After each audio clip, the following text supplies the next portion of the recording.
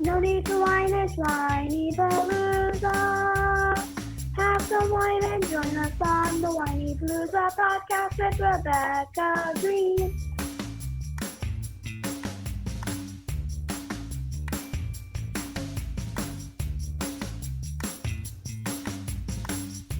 Okay, this is Rebecca Greene for the Whinypaluza podcast. I am very excited today because I have my favorite guest ever. I asked my husband to join us, so please welcome my husband, Seth Greene. Hi, everybody. Honey, thanks so much for having me. So, Seth, I feel terrible. I did not ask you to print me out a bio, so I'm already being unprofessional with my husband. So you're allowed to be unprofessional with me. It's okay. I apologize that I don't have a bio to read. Can you do a brief bio? Well, it probably can't be brief. Can you please? Yes, I can. I've done this almost 1,000 times. So very brief bio, because I know you're probably going to go into some of it. But I will say I am the founder of Market Domination LLC.com. We're one of the fastest growing marketing firms in the country. I have written 8 best-selling books. I co-host the number 6 rated podcast in 2019, Sharkpreneur with Kevin Harrington. And I've been nominated for Market of the Year 3 years in a row by Dan Kennedy, which no one else has ever done before. So that'll be my short bio. So that was super short. I did not expect it to be so short. He does a lot of things. He is a man, my Renaissance man who does everything. So I will dive into more of what you do through this podcast. That'll be awesome. You'll actually learn stuff probably that you didn't know. I definitely don't know everything about you, and I definitely learn more every day. And I really appreciate you agreeing to this, because how many podcasts have you been on? Okay, so I've done 483 of the Sharkpreneur show, and I've been on at least another, so we're at like 870 something total, and we're now airing 5 days a week, so we'll hit 1,000 before the end of the year. Oh my goodness. Am I allowed to say what number this is for me? Yeah, of course you are. You are authentic and candid and real, so go for it. So Seth will be at 1,000 soon, and Seth is my number 4 podcast. That's right. Lucky number 4. Yes. So I met you when you were trying to keep your grocery bill at $30 a week. Yes, and you were, I don't want to say you were struggling financially, but you weren't. No, I would freely admit that. I was. Okay. So when I met Seth, he was struggling financially and was growing his business. Can you tell us about how you got started? Way back when? Well, all right. I'll try and do the shortest version possible of that. It's okay. You don't have to be short. I'm interested. Okay. All right. So I'm going to do bullet point summary version. Okay. So 8 years old, learned that Seth was the name of the Egyptian god of death, got into the occult. Around 11, 12, was getting bullied significantly. Tried to summon Satan to put a curse on the bullies. That did not work. My parents distracted me with a deck of tarot cards, figuring that would be a positive way to channel my energy. I went to go buy a book to learn how to read the tarot cards at a magic store. Didn't know it was a magic store, saw a magic trick, fell in love, became a professional magician. Fast forward a few years, well, a number of years, and I went to Syracuse University for undergrad because they had one of the best musical theater programs in the country. At 18, I wanted to be a Broadway star. By the time I had graduated at 22, I had gotten so fed up with my father, because every semester he called and told me he couldn't afford Syracuse and I had to transfer home and live at home, no girls over, no loud music, and do the dishes every day. And so I became, instead of going to New York to starve as a Broadway waiter, I decided to become a college financial planner to help other families avoid the problem that I was in. I want to pausing. Yes. So I just want to point out to our listeners who probably know us, some of them know us well. I want to point out that Ella gets her love of musical theater from her father, yes, who was going to try to go to New York and make it big. So I just wanted to point that out. So go back to financial planning. I apologize. No, you're allowed to interrupt. You can interrupt anytime you want. So you do that at home anyway. So so I became a college financial planner. My branch manager, after I passed my Series 7, all my licensing exams, says, I got a book where all your clients are going to come from your entire career. I said, this is awesome. I'm young. I'm dumb. I'm going to be rich. I'm going to buy a Ferrari. Give me the book. And he handed me the phone book, literally the yellow pages, and said, they're all in there. Go get them. And I did not know any better. So I followed the formula of 300 cold calls a day, interrupting strangers, asking for money, getting hung up on 6 days a week. And that sucked until I was reading, fast forward a few years, I was reading a magic trade journal for magicians, because I was still doing magic part-time on the side. And it had a full page ad in it for a marketing course for magicians. And it promised you could make an executive level income part-time as a magician. So I still didn't have any money then. So I said, Mom, Dad, I was in my early 20s. I said, this will be my birthday present, my Hanukkah present, every other present.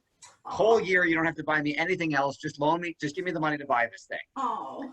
They did. I bought it. They bought it for me.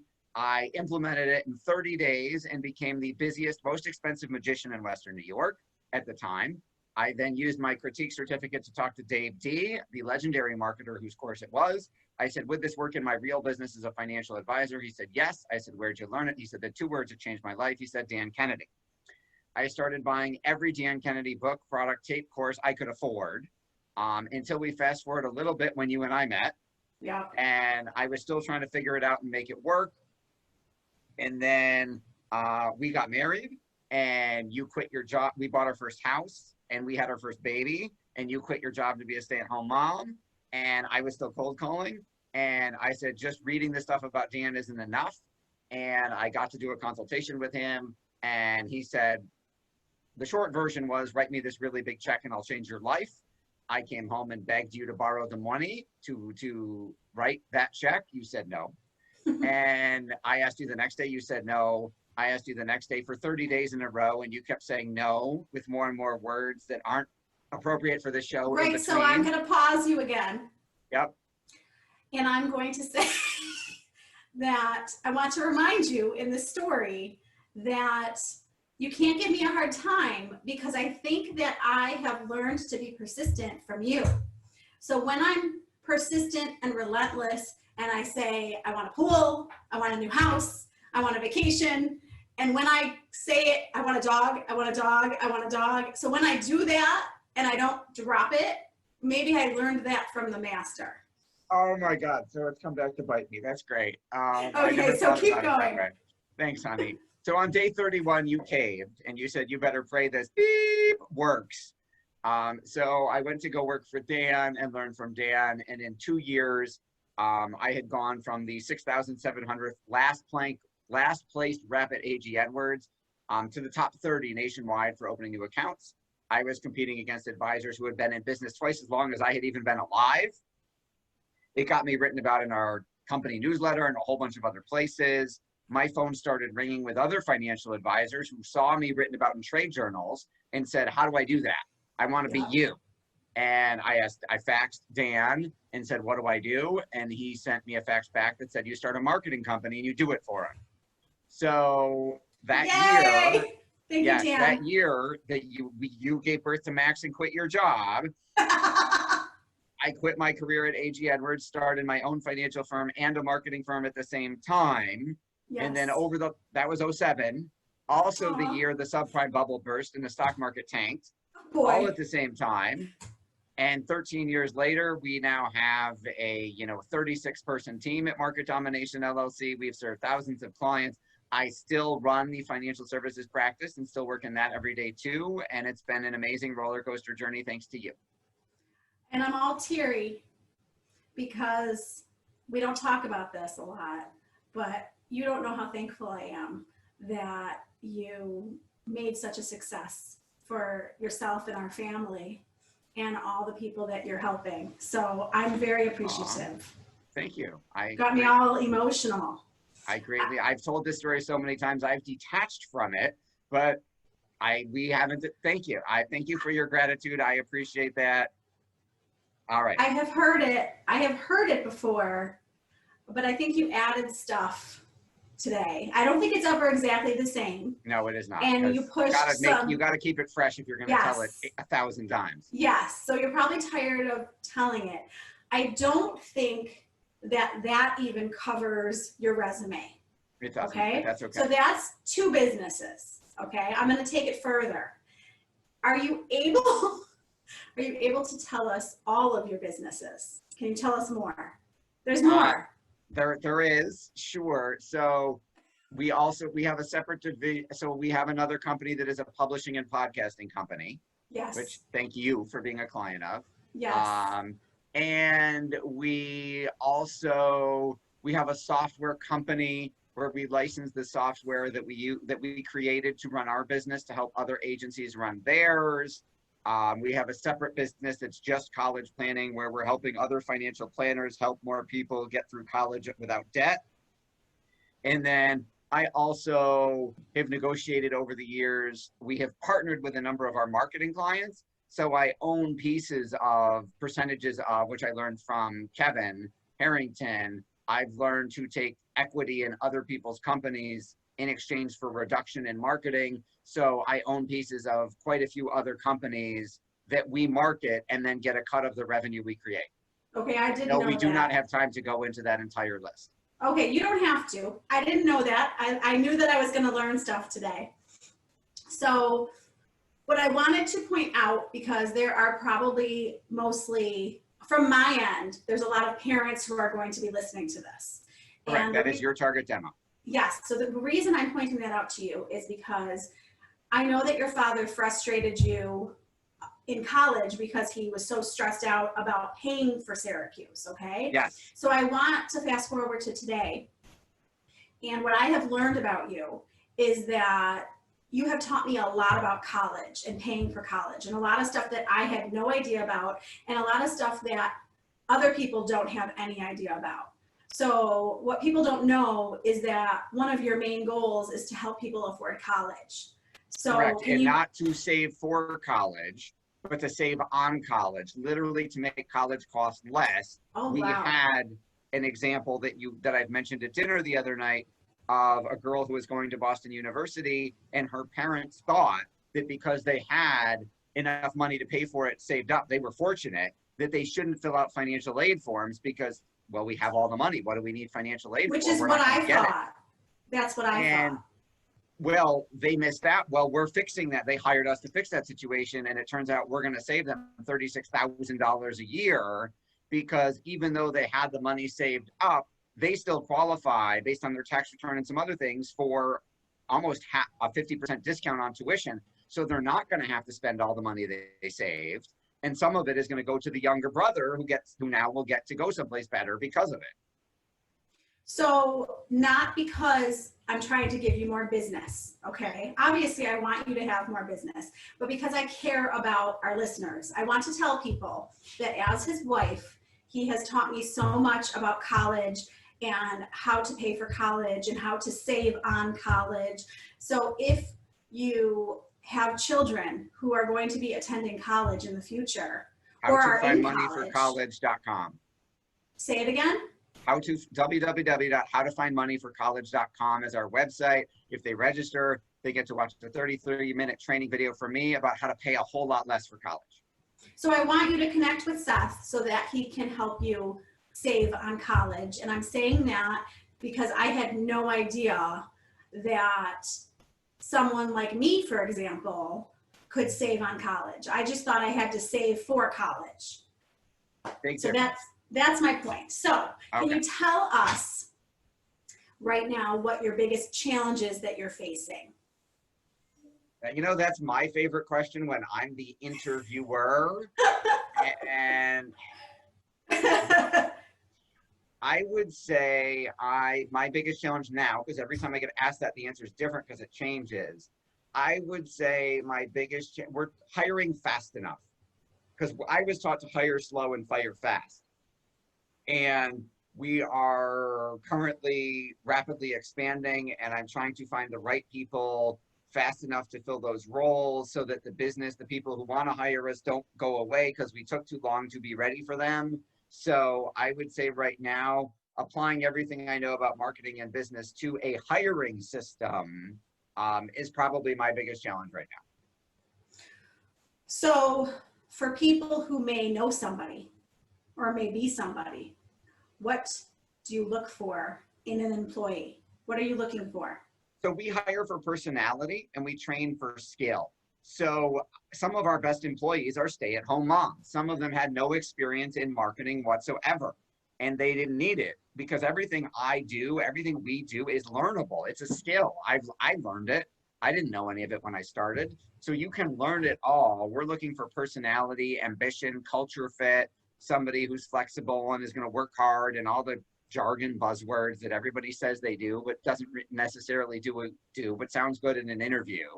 And so we're looking for people that want our crazy paced, fast paced, high pressure business world and want to excel and want to learn new stuff. And then we can teach them the rest later.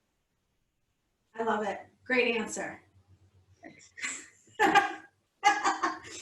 How have you adjusted your business in today's pandemic? Ooh, that's a good question. So I would say that I'll use marketing jargon and then explain it. We started out focusing more on the bottom end of our ascension model. So what that means is we were typically focused on the highest end, the top 1% of any industry we were in. We wanted the highest producing financial advisors. We wanted the highest producing marketing agencies, and we wanted to sell them a high ticket, high dollar value service. And what we realized is people got scared when COVID hit and everything shut down. Yes.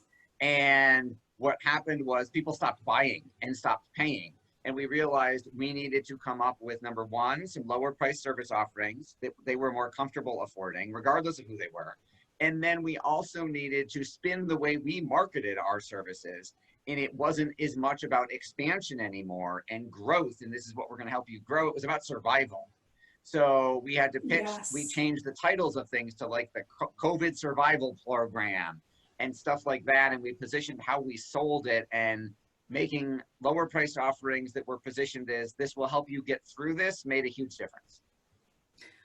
I think that's brilliant. I remember having many conversations about that. And I appreciate the fact that you were able to work through all of these months. There was never a time that you couldn't work. So I'm thankful for that. Yes. I mean, fortunate enough, we were using Zoom before COVID. Yes. Half our staff is remote already. Most of our clients are in another state because they heard me speak or saw something. They're not in Buffalo. So most of our business was virtual before, so Right. it wasn't a huge transition for us. So We were very fortunate. The biggest adjustment was you spent a few months working from home. I did, because I didn't read the fine print and Cuomo's policies and realized that if I was the only one who went to the office, I could still go. I just had to keep all my employees at home, which I didn't catch on to until months later. So I worked at home for a few months, and yes, that was an adjustment to hiding in our bedroom, working here with the kids home at the same time. Yes, yes. I did my best to let you work. You did. It was unrealistic of me to expect them to like be quiet for 8 hours a day. Yeah. But every once in a while, recording a podcast episode, I appreciate that you told them to quiet down for the next 30 minutes because daddy's recording something. So you have 3 children, a wife, a dog, 2 cats, multiple businesses. Can you tell us how you balance it all? Sure. My favorite line is from Barbara Corcoran, also from Shark Tank, who told me balance is BS, boundaries rule. She said there's no such thing. I'm writing that down. Go ahead. Yeah, I use it all the time. It's a great line. So she literally has a separate work phone and personal phone, cell phone, and she physically turns her work phone off when she leaves the office. And if you're a client, if you're a business partner, you can't get her until the next day. And I said, you're my hero. I haven't pulled that off. I've tried. So I would say and this would be advice to your parents who are watching, who are either Yes. work employees, team members, or who are business owners or entrepreneurs or sales professionals themselves, which is your business should support your life, not the other way around. So you should design your career and your business to say, hey, if I got to be at home at 4 to get Max to soccer, then my business needs to let me do that. and my calendar needs to block off so no one can book a 4 o'clock meeting. So you just got to pick what your priorities are and try and build everything else around that so that you can make it happen. I love that. And I also think that you're touching on flexibility. Yes. And I think that what I have learned from mothers and fathers and people in general is that a job that is flexible is the best job because, an example, you will come home to get Max, go to soccer, and then do a meeting in the car while Max is at soccer. Yes, I will often do work calls or work meetings while in the first half of his practice. All bets are off if they put him in net and start doing goalie drills, because then I will get out and watch. But if they're doing field player drills and rondos and stuff like that, I will take work calls.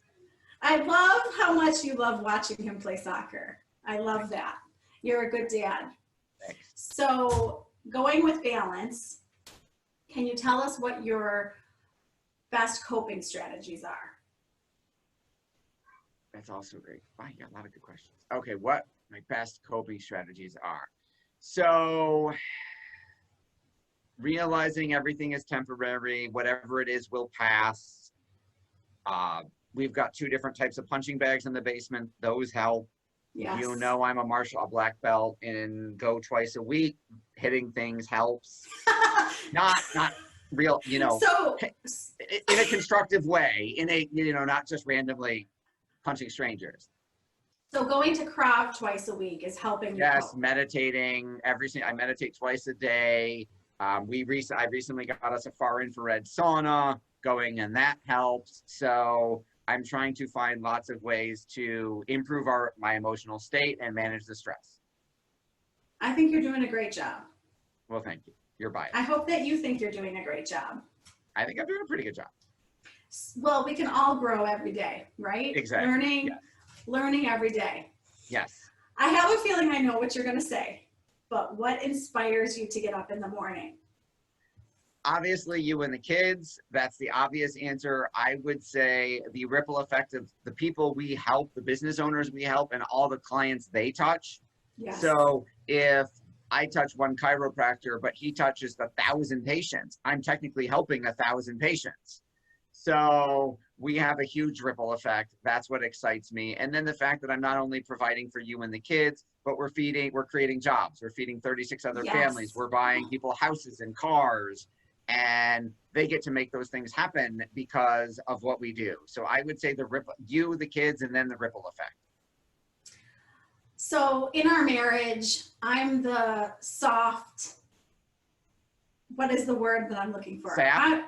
I'm the soft sap, and you are the tougher disciplinarian. Yes. And I think that what people don't know about you, and I just want to point out before I move on, is how wonderful your heart is. And that's what I love most about you. Aw, I will drink to that. Other than making me laugh through these 16 years, because I need you to make me laugh. Yes, thank you. I appreciate that. So you better include mine on this list, but what are your favorite blogs to read? Well, of course, my wonderful wife's that I contribute to a couple times a year. What are my favorite blogs to read? I would say TechCrunch, Mashable, their Entrepreneur, Inc., Fast Company. Those would probably be my top 5. What about podcasts? Do you have a couple favorite podcasts that you listen to? Absolutely. So Entrepreneur on Fire by John Lee Dumas, Tony Robbins, Tim Ferriss, and if you can get by the constant F-bombs, Gary Vaynerchuk. Okay, so I'm going to listen to a couple of those so that I can learn and grow and be a better interviewer. Start with Entrepreneur. I would say JLD is the best interviewer of all of them, and his episodes are shorter. Tony, Tim, and Gary will go for like 90 minutes. Tony and Tim have really substantive interviews. Gary sometimes basically talks for the hour and a half, but I would start with JLD. He's my favorite interviewer, absolutely. Yes, and I find that I'm always so invigorated after I listen to anything Tony Robbins does, so I will check out him too. Yes. Yes. this is a hard question, but what's the best advice you've ever gotten? Actually, it comes from your brother. What? Yes, Dr. Corey Melnikoff, who said, who you are affects how well what you do works. That's huge. So that was my biggest writer downer out of his book, The $4 Sandwich, which is his story. And I think about that every day because, and when I get asked, I talk about how the leaps, geometric progression of growth of our business isn't because I learned some new marketing technique. It's because I evolved as a person or a leader. I grew, worked on myself, and the business grew automatically to match where I was as a leader or a person. So I think when your head's in a negative, scared, fearful space, my marketing doesn't work. When I'm confident and going, this is awesome, this is going to be great, this is going to work, magically it works. Like we now tell clients as part of the intake process, if they're wishy-washy, if they're not sure about hiring us, I'm like, I won't take your money because there's no point. If you're doubtful going in, it sounds like your wife. It won't work. Like you have to believe as much as I do for it to work, or the spiritual energy or whatever you want to call it, just won't happen. So my best advice would be from your brother. That is excellent advice. Very excellent. And I don't think that I think about that. And I apologize for any time that I'm wishy-washy. I think that I don't realize my potential. And I think that one of your talents is seeing people's potential, not just mine, but other people. And you help everyone grow their business, and you're helping me grow my business. And I don't see all the opportunities that you see. Yeah, absolutely. I mean, that's a big part of one of my favorite parts of my job is the vision, is the strategy, is going success is everything you want. Even if you're already successful, that next level is right outside your comfort zone.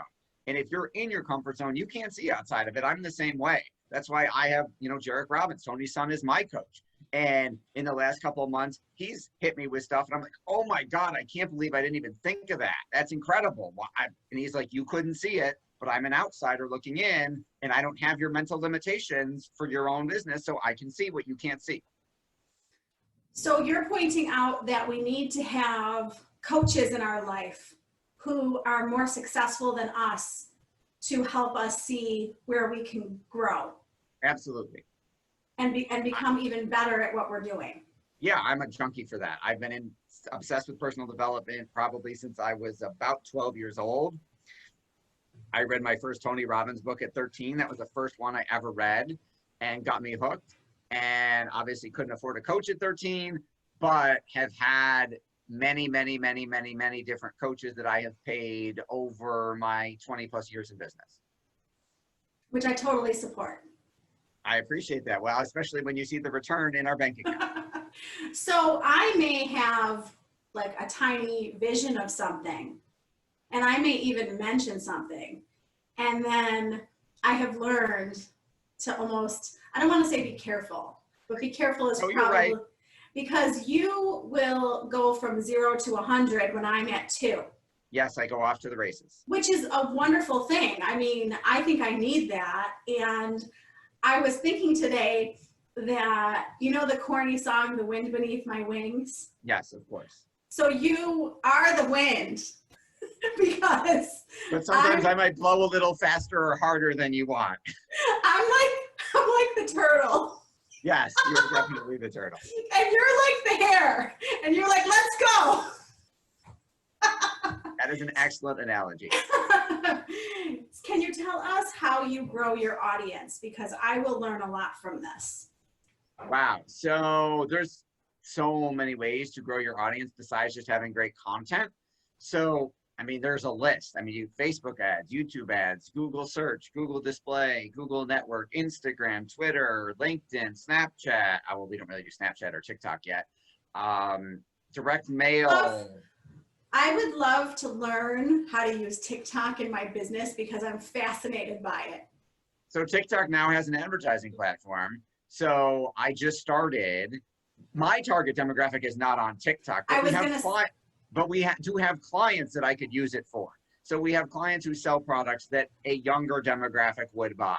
So it's not necessarily going to grow my marketing business. It's not going to necessarily get me business owners or entrepreneurs as customers on TikTok, but your moms are on TikTok. They're watching their kids. Do you think that moms are on TikTok? That was my question for you. I would be surprised if I would say that they haven't hit critical mass yet among among a larger slightly old mom demographic. But I would say they're at the beginning phases of it because you're now looking at what the heck are Ella and Lily doing all day on TikTok. So I would say as the kids keep growing, eventually the parents follow to see what the heck is going on. And then 5 years later, the grandparents show up going, hey, what pictures are they posting of my grandkids that day, right? Like our parents are now, over the last couple of years, all on Facebook watching the pictures you post of our kids all day. That's why they're on. Like they don't really post. They just watch what you post of our kids. So you'll get on, and then once they see that you're on a lot, they'll show up on TikTok to see what videos that you're posting. Well, and it's the cheerleader in me because I'm seeing the cute little dances that Lily is learning, and now I want to do it. Well, there you go. You could be the dancing mommy blogger. How do you inspire people like me who hesitate? I think that's the vision. Here's where you could go. Yeah, I might be 100, you might be at 2, but even if I get you to come up to a 10, that's a huge shift. I don't expect you to get to 100. I would say it's the belief in you that's bigger than your belief in yourself. Aww, that is so true. Yes. Thank you for believing in me. You're very welcome. Can you tell us who your favorite client is or was and why? You mean other than my wife? Now let's be honest. Yes. I do not think I'm your favorite client. Okay. So yeah, absolutely. Favorite client is Kevin Harrington from Shark Tank. Aww. So why? Geez, I've learned so much from him. So he is not just a client. We now own 2 companies together. Those are 2 on the list. So we've started businesses together off of what we were doing. We've done marketing for a number of his portfolio companies. I've been a guest judge on his live version of Shark Tank called Pitch Tank. I was a guest judge for 3 years in a row before COVID, when I would fly to Vegas, Tampa, and California every year to be a judge. I learned a lot being a judge on the panel with him and watching what questions he asked. I learned a lot by doing a podcast interview every week and seeing what he asks, how he follows up, how he turns that into opportunity. Interesting. I learned something new 2 days ago when I interviewed him and one of our other business partners, Mark Tim, about their new book, Mentor to Millions, which has 10,000 pre-orders on Amazon already. Wow. And I learned a ton interviewing them about the book. So I'm always learning something from Kevin. That's fabulous. You're In always... the fact that he's a shark and, a billionaire and talking to me and asking me for advice on other things that he doesn't know about. Was he like what you remember when I was texting you, shaking, sitting next to him at a dinner, and everyone in the room was a billionaire but me, like the guy who supplied all the the popcorn to Disney, every Disney resort, like was sitting next to him, and everyone it was the biggest, highest end steakhouse in Tampa. And I was like, I can't even imagine what the bill is. They're on their 7th bottle of champagne, like wine, like holy cow. And I was like going, honey, I'm trying not to shake while I eat my food. Like it makes you think bigger. I remember you driving him in your car and me telling you to clean your car before he got into your car. Yes, it's so funny because the book Mentor to Millions is about him mentoring people. And on the podcast a couple days ago, I said, we were talking about that story because I asked Mark how they met and how he became his mentor. So our story came up, and Kevin was telling Mark, who hadn't heard my story, was like, yeah, it seemed like Seth was driving really slow to the airport, and then he wouldn't let me out of the car. And I was like, okay, that's an exaggeration. I didn't refuse to unlock the door, but I did drive slow so I had more time to pitch it. That's hysterical and I didn't brilliant. know that he had figured that out. Oh gosh. Well, I'm glad that you drove him to the airport and got to talk to him and start an amazing relationship. Me too. So on that topic, we talked about your favorite client, and I know you can't use a name for your most challenging client, but can you tell us about your most challenging client and why they were challenging? Sure. So there are legal issues preventing me from sharing their name because they weren't happy.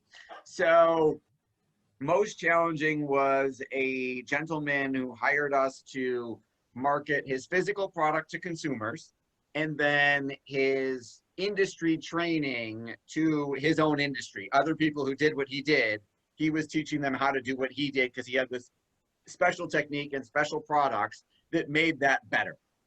And he was known in his industry. So the reason he was challenging was he did not give us half of what we needed to launch his marketing. So it never got off the ground the way it should. And then we ended up in a legal situation because he claimed, well, we didn't double his sales. And we claimed, well, you didn't give us what we needed. And in addition to his refusal to deliver what we needed to get him the sales and his unrealistic expectations and then the legal issues that came out of that, he also severely alienated several of our staff members to the point where they wouldn't be in the room with him and refused to work on his account. So that is why he was our most challenging client. So what you are touching on is that we get what we put into something. Yes. So whether it's a course or a firm that we hire or a teacher who's teaching us, whatever it is. Or your relationship with your kids. We have to put stuff into it. So if you're hiring, this is what's frustrating for me as your wife. So if someone is hiring you and you're asking for X, Y, and Z, you actually have to do the work and give it and hand it in so that the next step can be taken. Correct. So if you say to me, I need this from you, or now you need to do this, I actually need to do it if I want my business to go anywhere. That is absolutely correct. And yes, that is a frustration of people who hire us and then don't do what we need to get the results they hired us for. Thankfully, we keep always elevating our screening mechanisms and our disclaimers up front to reduce that. And we've gotten better and better and better at it, some of which with your people advice over the years. However, we're never going to be perfect because people are going to be people and they're going to write a check and expect it to magically turn into money without doing any work. And no matter how much we tell them that doesn't happen, they still want to believe that it's like a lottery ticket that they automatically win. So we'll always have some tiny percentage, but thankfully it's gotten smaller over the years because we've learned. And so now you're telling people you're going to have to do, you're going to have to deliver what we ask for if you want it to go anywhere. Yeah, and it's all in our contracts now up front. We need, if you don't respond in a timely fashion, if you don't deliver this by this time, you know, it's not our fault and you absolve us of any liability. So there are mothers who have continued, there are mothers and fathers who have continued to work through having children. I did take a pause on my career, and there are a lot of parents like me who took a pause. I'm just looking for what your advice would be to somebody like me who is starting to want to get back into the business world. So I would say, if that is something that you truly want, you should absolutely do it. I know that, to throw you under the bus, you had limiting beliefs about going back to work. You said, well, who's going to want to hire me? I've been home with the kids. I think that's crock of crap. I think that you've had the hardest job in the world. And I think if you listed mom on your resume and put logistics and distribution management, supply chain management, coordinate, like all of that, if you listed the corporate words for everything you did, you'd get hired in a second. And as I've said, stay-at-home moms have been some of our best hires because they're so good at juggling, multitasking, and being flexible. I did get criticized for putting mom on my resume for something I did. I'll kick their butts. That's the best job you could ever have. So I appreciate you're so supportive of mothers and fathers because you're in it with me and you see what we do every day. And absolutely. You see I could never do your job. Well, and you see what you would have to do if I wasn't home. So you have an appreciation for it. I would hope that most people do. I would hope. You would hope, but I can't do anything about most people. So one of your biggest titles is father. And you have 3 children who keep you very, very busy. So I'm wondering if you have some parenting advice for the parents who are listening. Wow. You're asking me for parenting advice. You're the parenting advice expert. No, you have a lot of good advice.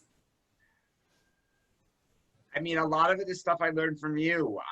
As you mentioned, I'm the disciplinarian. I try and be consistent.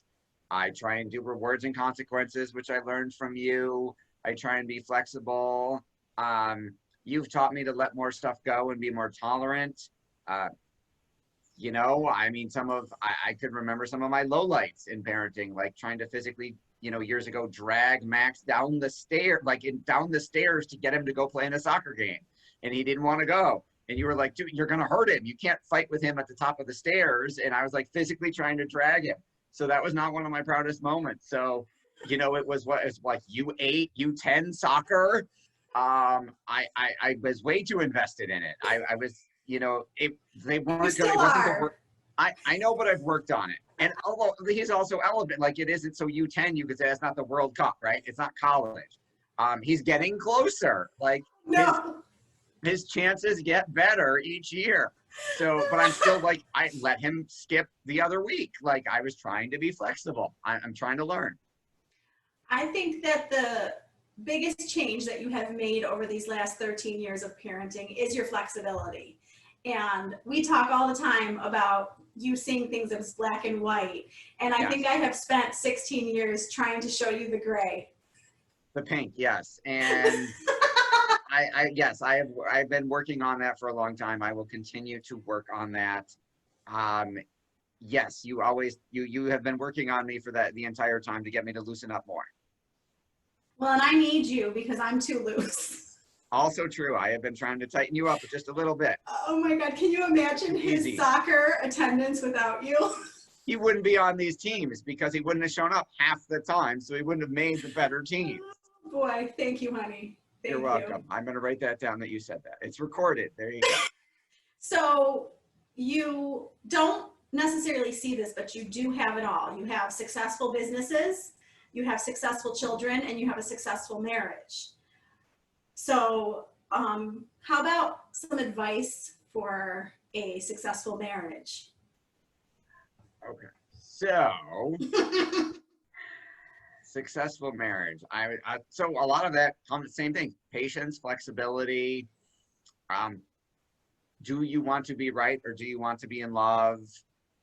What are you focused on? I think marriage is a place you go to give, not a place you go to get.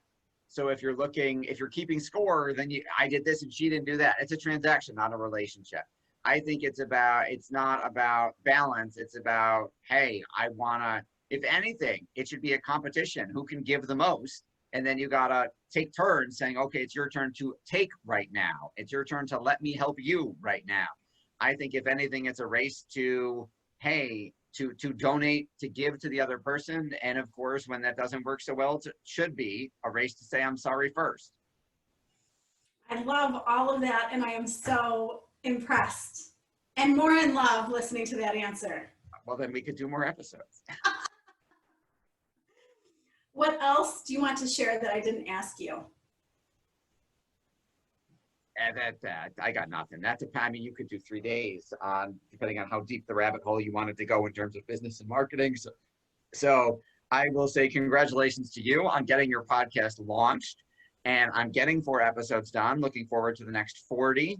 And I've been very impressed with all of the work you're doing. And we're happy to be the wind beneath your wings. And I'm looking super forward to seeing how far it takes you. Aw. You know, all of this, all of the Whinypaluza stuff is because of you. Because I may have an idea, but you make it happen. So I really, truly want to say thank you. Well, we greatly appreciate it. I am happy to be your implementer. Tell our audience where they can go to find you. Sure. So again, if you got questions about your kids in college, go to howtofindmoneyforcollege.com. If you're interested in learning more, if you've got a business or a sales career that you want to take off, go to Market Domination LLC.com. Check out the awesome sizzle reel. And then next to it, fill out the form and you'll get taken to our calendar for the Whinypaluza listeners or viewers. We'll do a 15-minute strategy session with you, no charge. I guarantee you I can figure out what could solve any marketing challenge you've got in 15 minutes or less, and we won't charge you for that because you came through my wonderful wife. Aww. Thank you for being on my podcast. Thanks for having me, honey. This was so much fun. I knew I Yes, it was. was going to love this. And this is Rebecca Greene for the Whinypaluza podcast, reminding everybody to spend every day laughing, learning, and loving.